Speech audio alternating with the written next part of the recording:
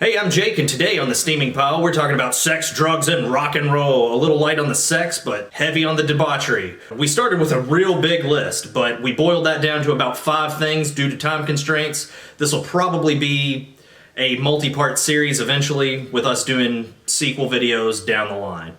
But with that being said, let's get to it. We're going to start with Keith Richards. As many of you all know, Keith Richards is the guitarist for the Rolling Stones, and they still tour to this day. There's many legends about Keith Richards, many facts, and many strange and weird stories. Now, we're only going to cover a couple of those stories, and we'll start with the story before he was actually in the Rolling Stones. In fact, when he was in, shocker, the Boy Scouts. Did you know, as a child, Keith Richards was kicked out of the Boy Scouts?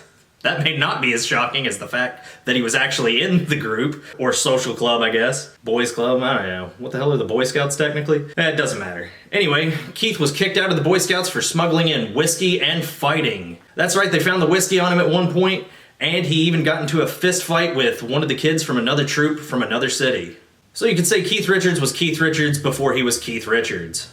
Next up, let's talk about the Rolling Stones Tour of the Americas. This is still a Keith Richards-based item here, because this goes on for a while. The 1975 Tour of the Americas by the Rolling Stones was legendary, and probably due in no small part to the fact that it was basically an onstage bender for Keith Richards. Yeah, that's right, Keith Richards had hideaways and cutouts where he could duck behind the amplifiers to do lines of pharmaceutical-grade cocaine and heroin. Believe it or not, Keith wasn't caught with any of these drugs until he and his, at the time, cocaine supplier decided to make a pit stop for some barbecue in Arkansas, which, considering where I'm from, I totally understand.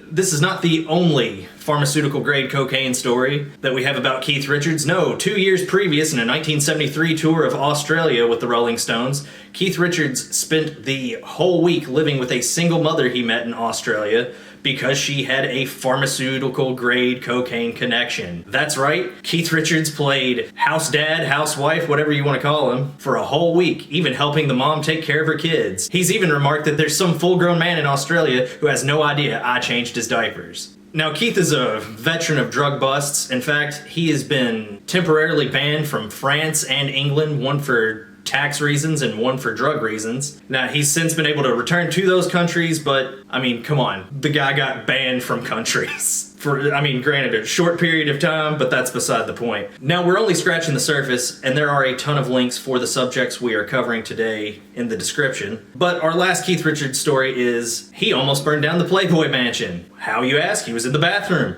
doing drugs. Which is just really crazy to think about. With all the debauchery and ridiculous things that have gone on at the Playboy Mansion, there are legend stories from celebrities from as far back as the 70s all the way up to this day of the wild parties that went on at the Playboy Mansion. But Keith Richards seems to be the only person who almost burned it down. No word on if there was any blowback from animal rights groups for endangering all of those bunnies. Now, we're done with Keith Richards, but we're not done with Keiths, because next up we have Keith Moon, former drummer of The Who. Now, sadly, Keith Moon died of a drug overdose in 1978, and after I tell some of these stories, you won't wonder why. Let's start with the time that Keith Moon decided that The Who needed a pet. And no, he wasn't thinking a dog, a cat, or even an ocelot, but a piranha. Keith Moon decided, hey, it'd be a good idea if I bought us a piranha and kept it in my hotel bathtub from show to show. Now, allegedly, he even fed this piranha steaks for the short time that it was alive. But tragically, the piranha died at some point while The Who were playing a gig somewhere in Keith Moon's bathtub. We're all aware of the trope of rock stars destroying hotel rooms. Well, a lot of that is largely based off Keith Moon. Keith Moon is the Babe Ruth of destroying hotel rooms. Keith Moon discovered that he enjoyed cherry bombs, M80s, and destroying toilet seats with them, eventually putting whole sticks of dynamite into toilet seats of hotel restrooms. Now, these instances aren't the only tales of destruction that Keith Moon would have involving hotel rooms. We're going to tell you another one. Keith Moon once, while playing a gig in Saskatchewan, Canada, bought an axe, took it back to his hotel room after a show, proceeded to lumberjack all the furniture down to splinters, and then when asked why he did it, quote said, "Just trying to keep myself out of trouble, mate." If that isn't, I mean, I know the Who's a rock and roll band, but if that isn't metal as shit, I don't know what is. Now, another Keith Moon story is the time that he bit Steve McQueen's dog. Yeah, Steve McQueen was a major deal in Hollywood at the time. Huge action star, and at one point Keith Moon found himself neighbors with Steve McQueen and decided he wanted to be friends. There are various stories about how their relationship did not get off the ground, but my favorite one is how Keith Moon decided he wanted to barge into Steve McQueen's house, and upon doing so was bitten by his dog and retaliated by, yes, biting Steve McQueen's dog. No idea if the dog had to be put down, because I'm sure Keith Moon probably had rabies. Another Keith Moon story is in 1973, after taking horse tranquilizers before a show, Keith Moon passed out mid-show, which then had to be saved by guitarist Pete Townsend offering to let a teenage fan fill in and drum the rest of the show for Moon. Alright, so yes, there's a lot to Keith Moon. I haven't scratched the surface, and I know I say that a lot, but no, I have not remotely scratched the surface. We have a lot of links related to these various topics in the description. Again, check those out. But I'll end the Keith Moon segment with saying, one time, while drinking with Graham Chapman of Monty Python fame in a hotel room, Keith Moon was dismayed to find out that he didn't have gin, which was Chapman's favorite drink. Now, they weren't on the first floor. I can't remember what floor they were on, but they were pretty high up. And after Moon realized this, he decided to tell Chapman, "I'll be right back." He proceeds to go out of his window, navigate the balcony ledge, ninja into someone else's room, some other guest's hotel room, and steal a bottle of gin and return to drink happily with Graham Chapman. It sounds like an actual Monty Python sketch, in my opinion. But that's just the way Keith Moon was. Keith Moon was a ridiculous individual and garnered himself the nickname of Moon the Loon. Again, that's just the tip of the iceberg. Alice Cooper has some fun Keith Moon stories, and we've thrown that link in the description where he's actually telling some stories in a video. But speaking about Alice Cooper, let's talk about Alice Cooper. But first, whiskey! Hell yeah. Alice Cooper, or the Alice Cooper Band, originally the Alice Cooper Band, up until about the mid-70s, where Alice Cooper, the frontman, would change his name to Alice Cooper and continue on and still plays to this day, is the inventor of the modern rock show. A lot of themes that you see rock and roll and heavy metal bands that incorporate stage shows into their music borrowed heavily from Alice Cooper. Acts like Marilyn Manson, Rob Zombie, and Gwar, to name a few, have taken elements of the Alice Cooper act. Now, Alice Cooper was known for his wild stage shows. They featured props, dancers, monsters that he would build on stage, a ton of things. And we have to keep in mind that this is the late 60s and 70s, a lot of what we're talking about here. Granted, he goes on to this day, and some of this stuff may seem tame by today's standards, but when you have songs that are about necrophilia, like Cold Ethel and I Love the Dead, or songs about dead children, like Dead Babies from Killers, you can see how that would be very shocking to parents back in the 70s. I mean, we still have protests to this day about certain heavy metal bands. So it was a pretty wild time to be Alice Cooper and be trailblazing this path for future rock and roll bands, unbeknownst to Alice himself. We're only going to talk about maybe one or two incidents with the Alice Cooper Band, or Alice Cooper, but the first one we're going to talk about is one of the earliest ones that made the Alice Cooper Band infamous. In 1969, in a gig in Toronto, a live chicken was thrown on stage, sources once said, but it was revealed by Dennis Dunaway later that actually the band had been traveling with two chickens, Larry and Pecker, and the part of the story where the chicken was thrown on stage by the fans was used to cover their asses from being lambasted by animal rights groups. But I digress, that's beside the point. There's a live chicken wandering around on stage. Alice Cooper takes the chicken, throws it off stage. The audience members, in a wild frenzy, proceed to dismember the chicken and throw the pieces back on stage. Now, remember, this is 1969. This is pre-internet. You can't look this stuff up. So this blows up. Hits newspapers, rumors, conjecture. You don't really have the full story. I mean, I guess you can't really tell the difference because Even with the internet, you don't get the whole story. The man who signed the Alice Cooper band, Frank Zappa, calls Alice Cooper and asks him if he dismembered the chicken and what actually happened. Alice of course says no, and Frank says, well, don't tell anybody, like, anything, blah, blah, blah, you're the most infamous band right now, and this, that, and the other. Now, again, this made the Alice Cooper band infamous overnight. They became a household name quickly and hated by parents all over the nation and worldwide to a certain extent. Now, Alice would later have to go on, because of the shitstorm that this caused in the press, to several talk shows and talk about the chicken incident and how he did not actually rip apart the chicken. And once quipped during an interview, like, I don't kill chickens, you're thinking of Colonel Sanders. Ironically, the two would later hang out, as evidenced by this photo. Alice Cooper isn't known for doing a lot of drugs or too terribly much, but Alice, in his career, became a raging alcoholic at points, but he was very functional. Alice has talked about this before. He's been sober for over 20 years now, but he had to get help, so much so that he checked himself into a mental institution, which was probably the inspiration for this future comic book appearance. But we won't go into that. That's well documented. Check out his Behind the Music, several interviews that you can YouTube or look up, or articles written on the subject. Next up, we have Ozzy Osbourne, who some of you may only know from recording a track with Post Malone, but who the fuck is Post Malone? Anyway, we got a few Ozzy stories here, but again, stripped down. A lot to say about Ozzy Osbourne. We're gonna hit some of the highlights. Think of it as a best of album, which he has several of, ironically. Now, Ozzy Osbourne was originally the frontman for Black Sabbath. However, he was kicked out of Black Sabbath for drinking too much and doing too many drugs, which is kind of hypocritical if you know the history of Black Sabbath. They all did a lot of drugs, they all drank a lot. It would sort of be like Cheech or Chong accusing the other of smoking too much weed and then making the other guy quit the comedy duo. But anyway, it fell to Bill Ward, who was probably the second biggest boozer in all of Sabbath, to kick Ozzy out as they were drinking buddies. Don't know how Iommi and Butler convinced Bill to do this, but it happened.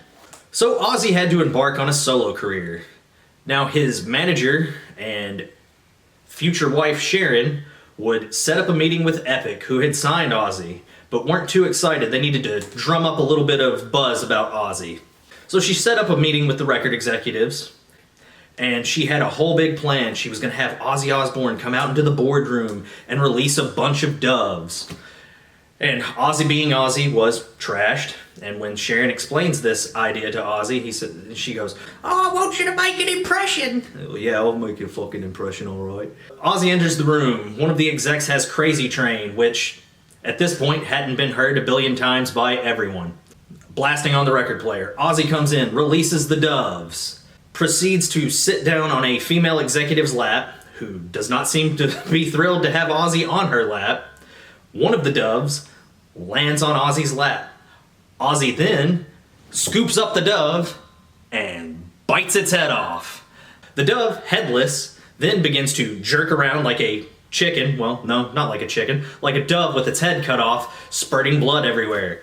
The Epic record executives all begin to puke and lose their various lunches that I'm sure they just ate. And Ozzy and Sharon are asked to leave the building. Ozzy is banned from the Epic Records building. They still release his debut album, which goes quadruple platinum, as does the follow-up, Diary of a Madman. Now, that wouldn't be the last creature that Ozzy Osbourne orally decapitated. Ozzy started with some sort of gimmick, and I don't know why it was this way, but biting the heads off of plastic bats on stage.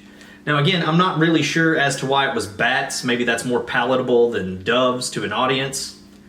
I don't quite get it. But one night, a live bat is thrown on stage, and Ozzy, believing that it's one of the rubber bats, picks it up, bites its head off, and due to it being a bat, and which is basically a leathery sky rat, Ozzy has to undergo a series of painful rabies shots into his stomach over the course of the next few days or weeks. I can't quite remember. So a few more Ozzy stories here. Let's talk about the gross out contest he had with the members of Motley Crue. Now, full disclosure, not really a Motley Crue fan, don't really dig hair metal. Just wanted to throw that out there. but this story is still notable. Ozzy and the members of Motley Crue, for some reason, probably because they were blasted out of their minds on cocaine, decided to have a gross out contest. This involved, whilst entering a hotel, snorting a whole line of ants. Ozzy did this. Nikki Sixx decided that he wanted to top Ozzy Osbourne by urinating in public and going to lick up his own urine. But Ozzy beats him to the punch, pushes Nikki out of the way, and then begins lapping up Nikki Sixx's urine himself. And it goes on from there, but I'll let you check out the link that we've again thrown in the description. So lastly, we're going to talk about one of Ozzy's legendary drinking stories.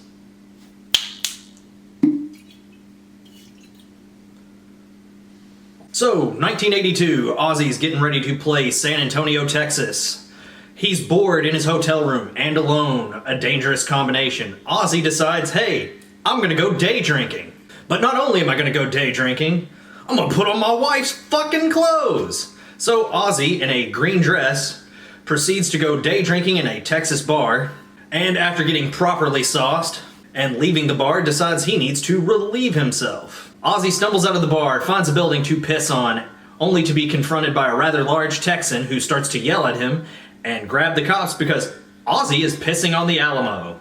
And if all those bumper stickers are to be believed, you don't mess with Texas. So Ozzy is promptly arrested. Ozzy then spends hours in jail in a green dress in Texas. I just want you to let that hang in the air for a minute. Let's think about that just for a second. British guy, rock star, in a dress, in a jail, in Texas, pissed on the Alamo. Now that you've thought about that for a few seconds, that was probably pretty terrible. But Ozzy was later released, able to play the show, but consequently was banned from playing San Antonio for 10 years. San Antonio's lost as far as I'm concerned. Let the Prince of Darkness piss wherever the hell he wants. He's Ozzy fucking Osbourne. But our last story involves Gwar and big throbbing cock, kind of. Now Gwar, if you don't know, is a costume band started in the late 80s, and I'll give you the cliff note. I won't bore you with their human origins, but I'll give you the cliff notes of their self-styled mythology. They are a band of space aliens, exiled to Earth, banished to Earth, really, and trapped here, and are fueled by crack. Now, with that in mind, let's continue the story. In the early 90s, Gwar played a show in Charlotte, North Carolina. Now, a Gwar show is like an Alice Cooper show on steroids and acid. They typically have mock executions, spray the audience with blood and bodily fluids, some of which is shot out of Odorous Urungus, lead front thing of Gwar's Cuttlefish of Cthulhu, which looks like a stand-in for a cock. After the band finished up their set, lead singer Odorous Urungus, or if you want his human name, Dave Brocky, was arrested by Charlotte police on the charges of disseminating, and Gwar, that makes me laugh, on the charges of disseminating obscenity. The club owner was later charged with this as well. Dave cut a plea deal, the band was banned from playing in North Carolina for 2 years, and the 2.5-foot long cuttlefish was never returned, which means it is presumably still in a lockbox in a North Carolina precinct, where I also presume, whatever you want to use, that the police occasionally break it out and pleasure themselves anally with it. But I digress. Now, it's all good that the cuttlefish was never returned. Odorous grew a new one. And hey, this one's detachable, because occasionally he performs without the cuttlefish, and instead performs with a knobby lump of flesh on the front of his costume called the Mangina. However, the incident, although I'm sure inconvenient for the band, helped spawn 1992's album America Must Be Destroyed, and the accompanying movie, which in my opinion is a cinematic classic, check it out, Phallus in Wonderland, which details the story of the confiscation of the cuttlefish in hilarious ways, and basically just serves as an excuse for the band to make a bunch of music videos for America Must Be Destroyed. Now, before we close, I would like to say that Dave Brocky passed away a number of years ago. The band continues to this day, but it's not quite the same. And we here at the Steaming Pile and all the rest of the scumdogs out there, we miss you, Dave. Well, that about wraps it up for the Steaming Pile. Don't forget to hit that like and subscribe button, and we'll see you next week.